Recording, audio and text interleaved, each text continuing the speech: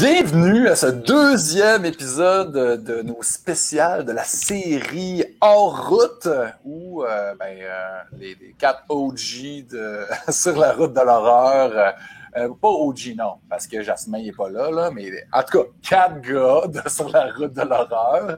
Puis on le coupe pas au montage parce que ça fait plus naturel de se tromper. Donc, on va jaser de ce qui nous passionne, l'horreur. Donc, je vais poser des questions à mes trois collègues ici, puis ils vont avoir un temps limite pour développer là-dessus. Donc, je vais commencer avec Martin, tiens, vu que c'est lui qui avait l'idée, le premier hors route. Martin, tu as 1 minute pour nous dire pourquoi Gremlins, c'est le meilleur film de Noël ever. C'est simple, hein? Gremlins, premièrement, je l'écoute à chaque année. Puis je te dirais même 2 fois par année. C'est le meilleur film de Noël parce que c'est un des films que j'ai vu quand j'étais jeune au cinéma à Maniwaki. Je me rappelle comme si c'était hier. J'étais en haut dans la galerie avec mon père et j'étais tellement surpris de voir un film comme ça. C'était un autre des films d'horreur. Tu sais, je dis horreur, c'est pas nécessairement horreur. C'est sûr que si tu montres ça à quelqu'un, par exemple, qui est jeune, ça peut être très, très épeurant. Mais j'ai tellement... Moi, j'avais probablement quelque chose comme 8 ans ou alentour de ça, peut-être même un petit peu plus jeune. Mais c'est tellement original comme film, c'est tellement drôle, c'est tellement dark. Comment peux-tu ne pas aimer un film comme Gremlins? Ceci dit, c'est un film de Noël. C'est le meilleur film de Noël qu'il n'y a pas. J'ai fini! C'est fini! J'ai décidé, moi aussi, de mettre le chronomètre. Après Die Hard. Non. Non. Mais oui, c'est un film de Noël aussi. Oui, mais c'est pas Die Hard qui est meilleur. Mais moi, je suis d'accord avec ça. C'est pour ça que je t'ai posé cette question-là, parce que Gremlins, là, c'est parfait. C'est tellement cool. Joe Dante. Anyway. Hey, Steve, prochaine question. À part pour la soundtrack, pourquoi devrait-on écouter Demon Knight, en version française, Le Chevalier du Démon de Tales from the Crypt? C'est à toi, 1 minute. En fait, mais c'est vrai, la soundtrack, j'avais la cassette quand j'étais jeune, je ne l'ai plus malheureusement. Demon Knight, mais premièrement, Tales from the Crypt, c'est une série incroyable, une série TV qui je pense qui est la meilleure. Je pense que ça bat toutes les autres d'un côté horrifique. Et avec Demon Knight, ils ont su faire quelque chose de vraiment, vraiment. Écoute, moi, c'est un de mes films favoris. Y a-t-il une scène, un personnage que tu aimais plus ou... Comment? Y a-t-il une scène ou un personnage que tu tripais dessus? En fait, je trouve que Billy Zane est vraiment excellent. Billy Zane est excellent comme méchant. Puis en fait, ceux qui n'ont pas vu le film, on va vous vendre le punch, mais au début, t'as l'impression que c'est pas Billy Zane qui est le méchant. T'as l'impression que c'est pas lui le vilain, mais en fait, compte, c'est lui. Mais non, William Sadler, là. Exactement. Mais sérieusement, j'ai vraiment aimé ce film-là du début à la fin. Je trouve que les petits démons sont super cool. Le personnage est intéressant. Et c'est un des films qui a amené aussi une héroïne noire, mais aussi femme. Oui, il y en a eu d'autres. Mais je veux dire, la femme à Will Smith. Exactement, Madame Puis c'est fini. Ta minute est finie. Je sais pas si tu nous as convaincus, parce que moi, dans mon souvenir, ça fait très longtemps que je l'ai vu. C'était cool, mais j'avais été déçu. Moi, j'avais écouté beaucoup la trame sonore, puis j'ai fait hey, c'est donc bien malade la musique. Puis je suis arrivé dans le film, j'ai fait ah ouais. Non, arrête-toi, OK? Steve, il a raison, c'est un excellent film, OK? Bordello, Bordello, et puis l'autre, le troisième de Ritual, je sais pas trop quoi, que j'ai jamais vu, le troisième de Crypt. Mais de toute façon, les gars, c'est pas à vous de parler, c'est à Stéphane maintenant. Hein? C'est moi, je fais le exemplaire. C'est bon. Stéphane, qu'est-ce qui ne fonctionne pas dans The Blair Witch Project? Parce que je pense que t'es pas trop fan de ce film. T'as 1 minute. Qu'est-ce qui marche pas dans ce film? T'as pas le droit de répondre tout. Tout.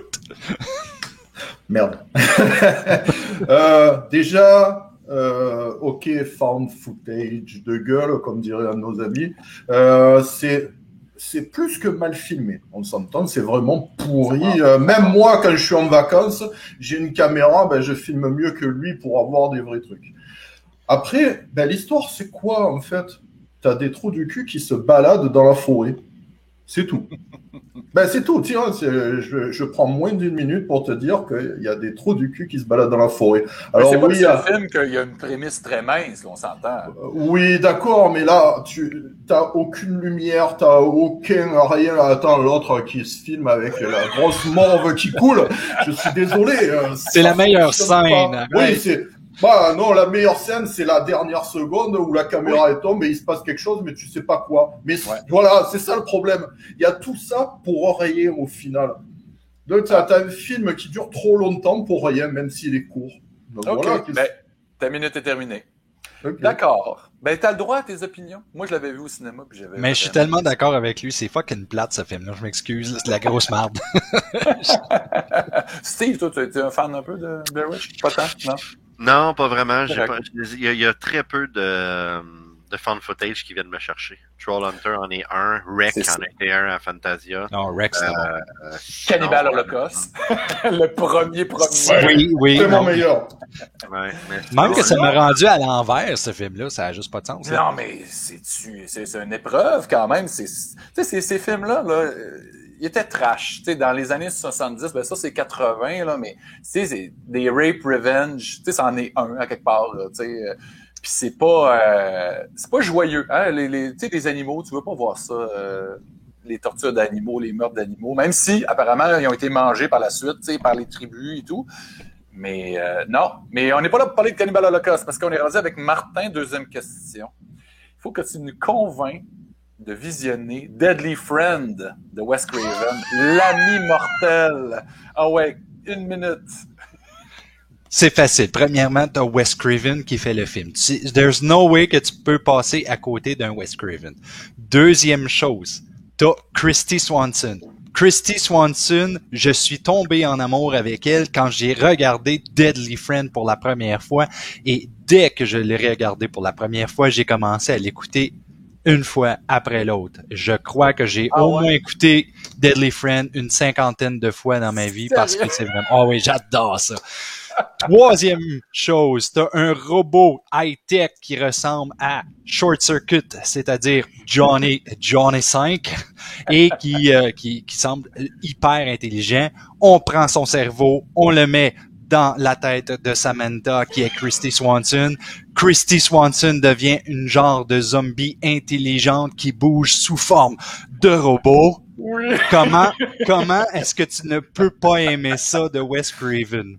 Ouais, ta minute est finie. Ta minute est finie. Sauf que t'as pas parlé de la scène où la vieille madame... La basketball! Elle se fait exploser la tête avec un ballon de basket, ça, là, au ralenti, là, c'est génial. Une des On meilleures va la mettre scènes. dans la playlist du show. Définitivement.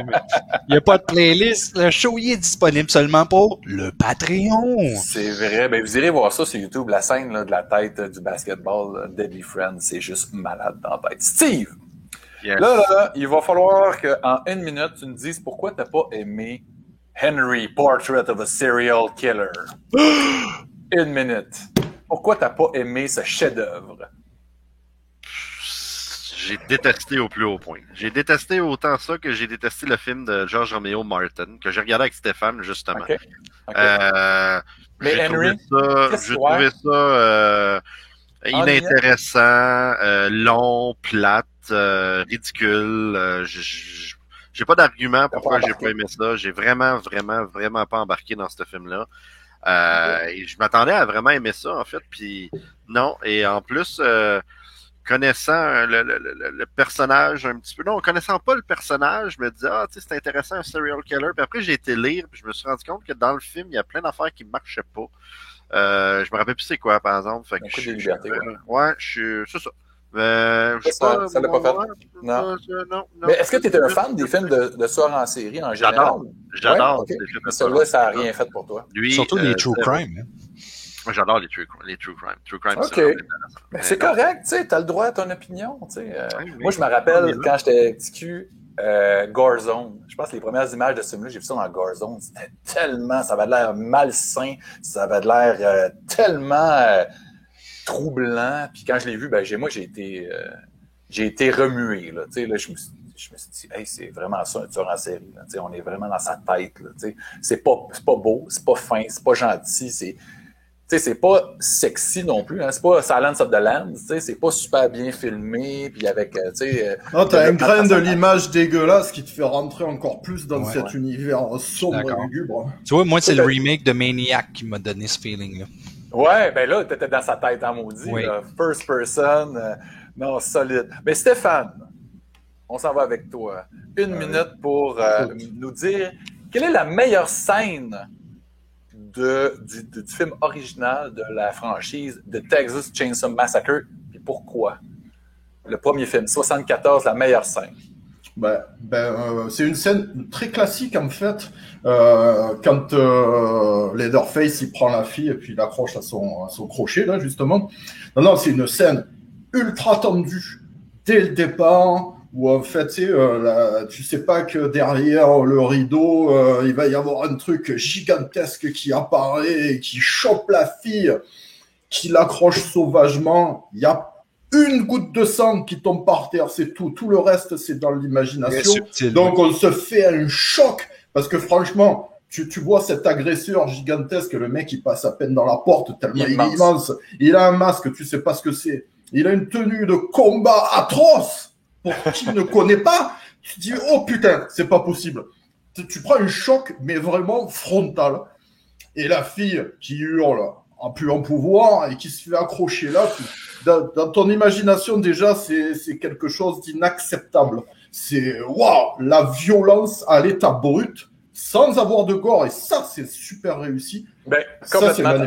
Ta minute est terminée, mais je suis complètement d'accord avec toi. Tu sais, tout le monde le sait, je l'ai déjà dit dans les épisodes que c'est mon film d'horreur préféré. Puis exactement, il a réussi le génie de suggérer, puis faire croire à tout le monde que on avait vu le crochet passer à travers la fille, alors que tu sais, il y a presque pas de sang dans ce film-là. C'est ça qui est complètement fou.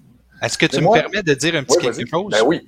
J'ai regardé un documentaire que j'ai partagé avec Steve il y a pas longtemps qui est disponible sur Tubi qui s'appelle Time Warp, dans lequel Toby Hooper parlait justement de cette scène-là. Ah ouais. Et l'une des plus grandes raisons pourquoi ils ont décidé de faire ça de façon plus subjective, c'est que ils voulaient éviter des problèmes avec le MPAA. Ouais.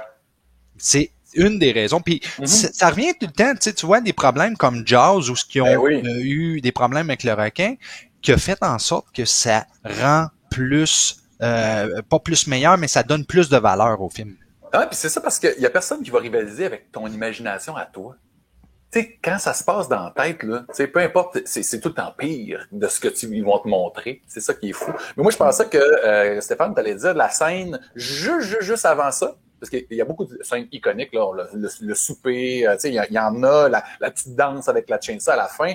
Mais la scène juste avant, là, tu sais, le traveling, là.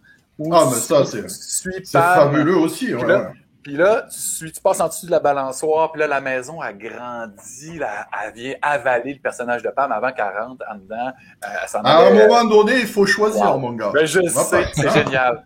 On s'en va, là, on a 3 minutes pour développer, mais je vais peut-être vous couper à 2 minutes, on verra. Là. On va y aller avec Martin. Parce que 3 minutes, parce que je demande 3 choses. Martin, il faut que tu nous parles de tes 3 poupées ou jouets maléfiques préférés. Ben là, c'est sûr qu'on commence avec la première, qui est une des poupées les plus extraordinaires qu'il y a. Je l'ai en arrière de moi, et c'est Chucky. Et pourquoi que Chucky est la meilleure poupée maléfique qu'il y a? Ben écoutez, on parle de combien de films? 6 films? Non, 7 films. Et aussi une série télévisée qui s'en vient. Pourquoi? Ben parce que tout simplement, parce que c'est excellent. Puis là, j'ai oublié le remake. Il y a bien du monde qui aime pas le remake. Moi, je l'ai aimé. Bon, ben merci beaucoup. J'ai bien aimé. J'ai trouvé ça extraordinaire. C'est vrai que la poupée est fucking laide, mais je pense que c'est le charme de cette poupée-là. Tu sais, tu la regardes et puis elle est un petit peu perturbante quand tu la regardes. Et la voix de Mark Hamill. Écoutez, c'est pas la voix de Brad Dourif. Brad Dourif. C'est un bon remplaçant. Ben, c'est ça. Brad Dourif n'est pas remplaçable, mais quand même, Mark Hamill n'est pas un deux de pique. Je vais y aller aussi après ça avec Annabelle parce qu'Annabelle est aussi une poupée très reconnue du monde de l'univers de Conjuring, de tout ce qui a été construit par Blumhouse. Tu sais, mettons, on fait référence au premier film de Annabelle. OK, c'est pas le meilleur Annabelle qu'il y a, mais c'est quand même très divertissant et veut pas, tu sais, une poupée qui ne fait pas de réaction tout comme Chucky faisait. Je veux dire, Chucky, tu vois la face, tu sais, il parle, il est fâché, il est en tabarnak, tandis que t'as Annabelle qui est sur le côté, qui est complètement différente, tu sais, qui est faceless, tu sais, c'est juste une poupée qui ne bouge pas vraiment. C'est un petit peu plus déstabilisant, tu sais, puis c'est un petit peu plus épeurant. Puis quand on parle du deuxième film de Annabelle, c'est écœurant. Moi, quand j'ai écouté deuxième Annabelle, j'étais un petit peu stressé.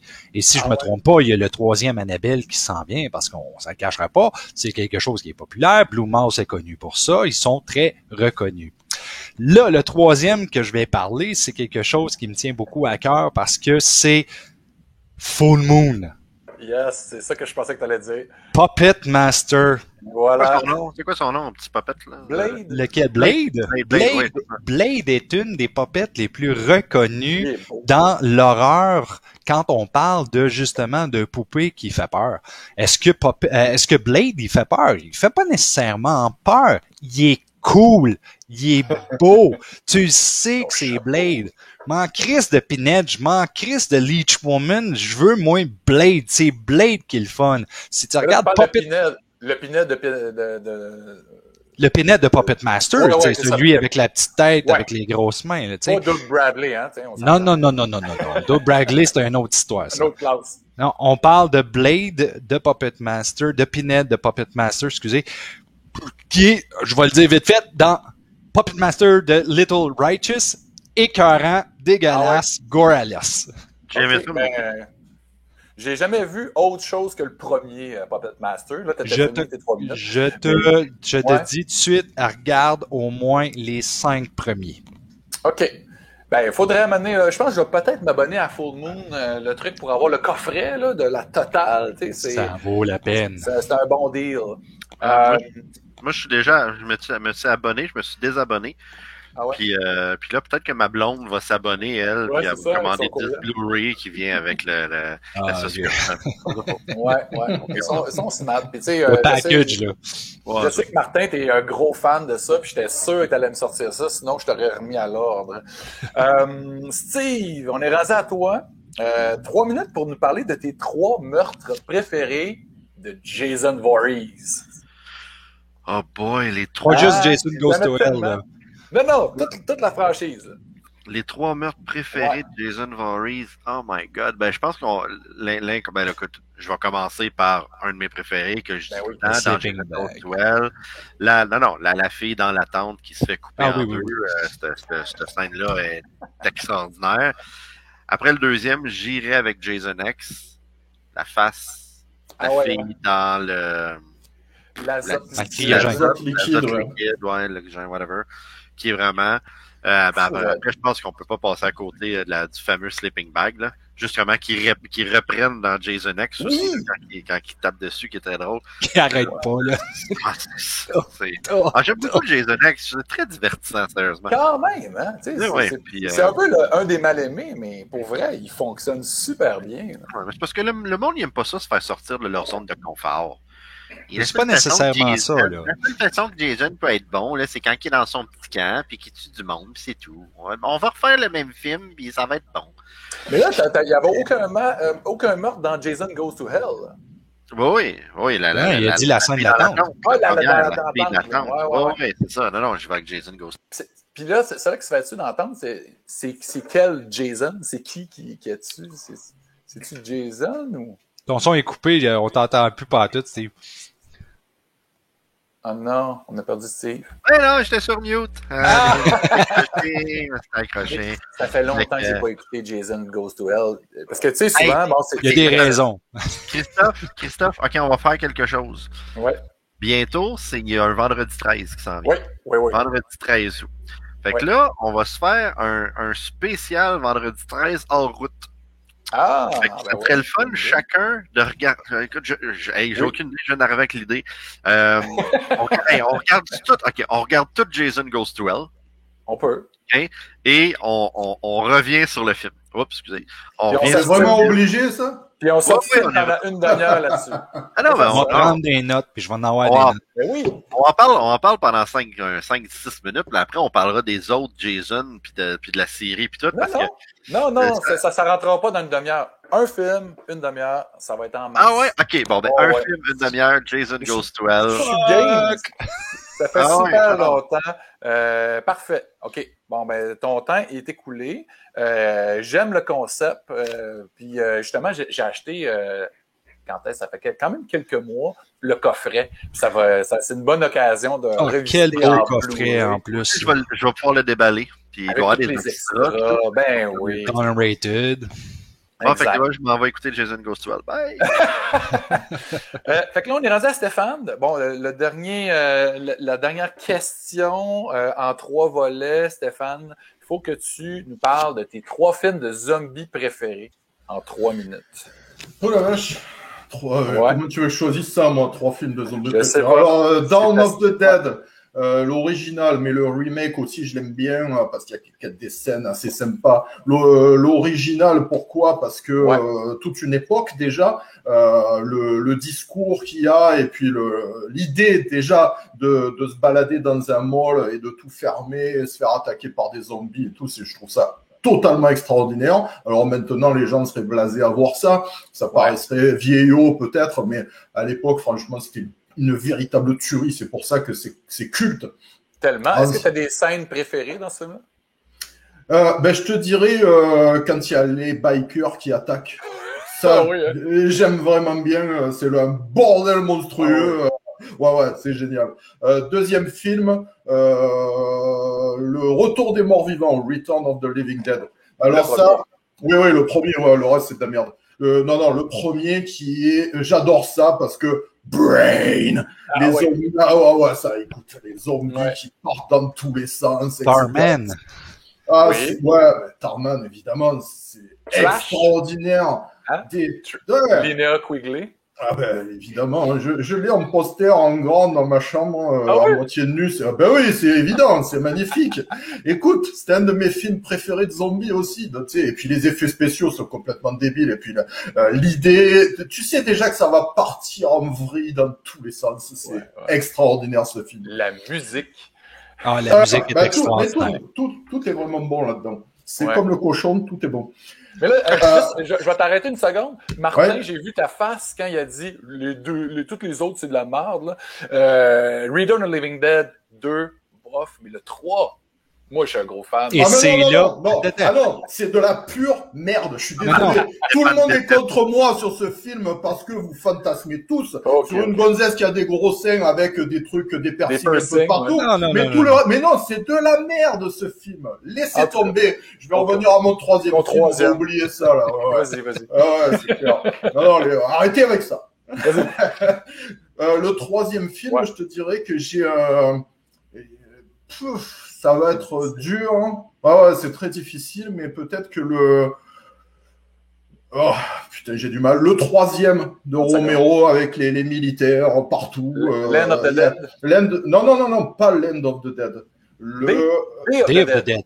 Day of the Dead. Oui, et puis dedans, il y a une scène que j'adore, qui je pense a été la première comme ça aussi dégueulasse, quand le mec il se fait ouvrir en deux par tous les zombies. Écoute, c'est fabuleux cette scène. Joe Pilato quand il se fait déchirer, c'est incroyable. Écoute, moi j'ai halluciné. Tellement. C'est ça. Et puis tu sais, la scène d'ouverture quand l'autre elle rêve avec les mains qui traversent le mur et tout, c'est un truc dès le départ. T'en prends une. Et parfait, après, c'est réglé. Bon, 3 minutes, fini. Merci. Voilà. En tout cas, c'est Martin, tu voulais dire quelque chose? Martin, tu voulais rajouter quelque chose, je pense? Je vais me faire trucider par tout le monde ici, probablement. Okay. Mon Return of the Living Dead favori est le 2. Part 2? Non, mais moi, je l'aime aussi, quand même. Mais c'est pas mon préféré, là. Mais c'est très divertissant. Tu sais, il est vraiment léger, hein? Ouais, On sent le que coup ça de se Michael Jackson au milieu des... comment, des c'est électricités. tellement drôle. Mais c'est con, ça, c'est con, je suis désolé.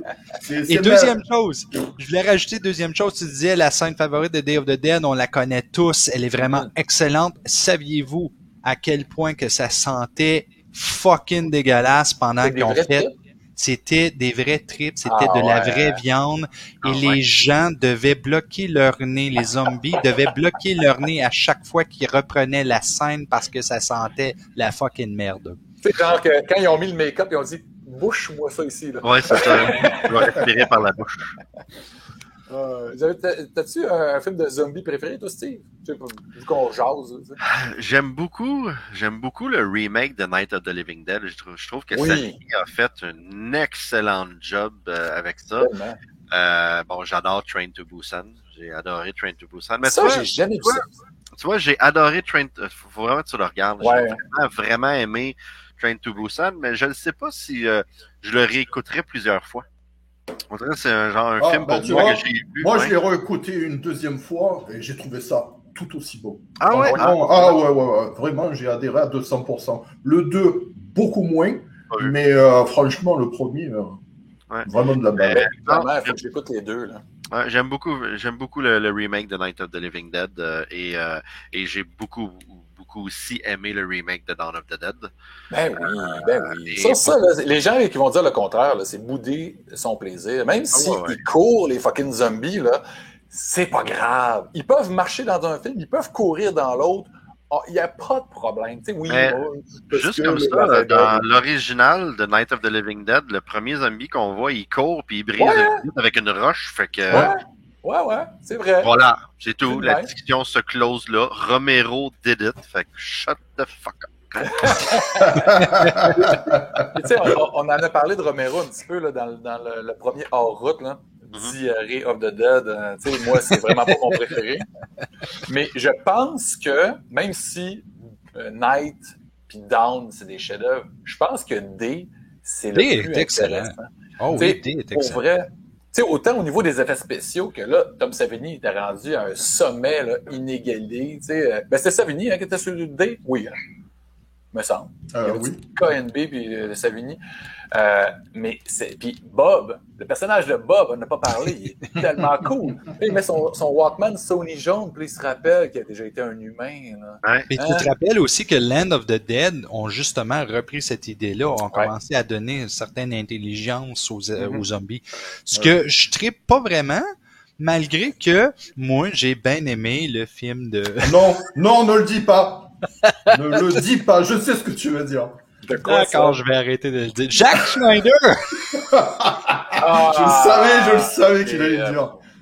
J'ai pas été capable, j'ai arrêté. En fait, je me suis endormi dessus, carrément. Là. Non.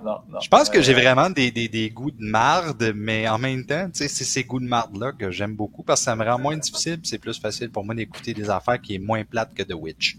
Mais sinon, World War Z... Je m'excuse, mais The Witch... Moi, c'est venu me... Ok, j'arrête.